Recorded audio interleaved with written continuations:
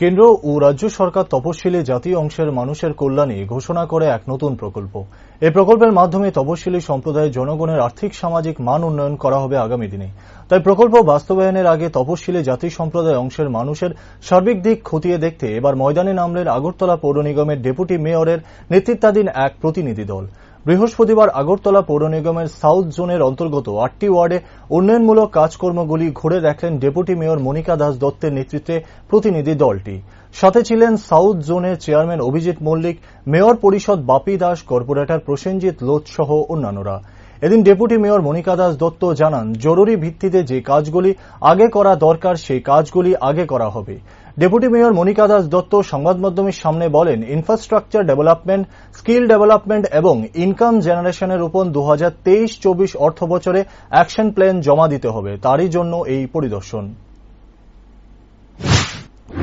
বেরিয়েছিলাম নর্থ জোনের আমরা 7টি ওয়ার্ড কালকে ভিজিট করেছি, এসসি মানে তফসিলি জাতি অধ্যুষিত এলাকাগুলো। আজকে আমরা সাউথ জোনের 8টি ওয়ার্ডে বেরিয়েছি ভিজিট করতে। যেই জায়গায় ডেভেলপমেন্টের ওয়ার্ক আছে সেগুলো আমরা দেখব এবং আমরা এই রিপোর্টে এই বছরে জমা দেব। তার পাশাপাশি আমরা এখন আছি 43 নম্বর ওয়ার্ডের ঋষিদাসপাড়াতে। বিগত 35 বছর ধরে ঋষিদাসপাড়ার এখানে অনেকটা জায়গা আছে, প্রায় 10 কানির মতো জায়গা আছে। এই জায়গাটাকে কোনো কাজে লাগানো হয়নি, এটা এইভাবেই পড়ে আছে বিগত দিন ধরে। এখানকার লোকরা বসবাস করতে খুব অসুবিধা হচ্ছে।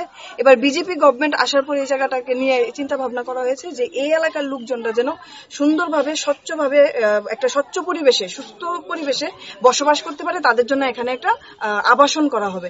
তো আমাদের যে এসসি ওয়েলফেয়ারের যে অজয় স্কিমের ফ্যাসিলিটি এসেছে তা থেকে আমরা চাইছি এখানে একটা বড় আবাসন করে দিতে এবং এই এলাকার লোকজনের সুযোগ সুবিধার দিকে তাকিয়ে আমরা খুব তাড়াতাড়ি এখানে একটা কাজ শুরু করার মানসিকতা নিয়ে এগোচ্ছি।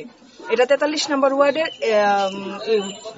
ঋষিদাসপাড়াতে। কতটা ফ্যামিলি এখানে বসবাস করে? এখানে প্রায় 500-র মতো ফ্যামিলি আছে।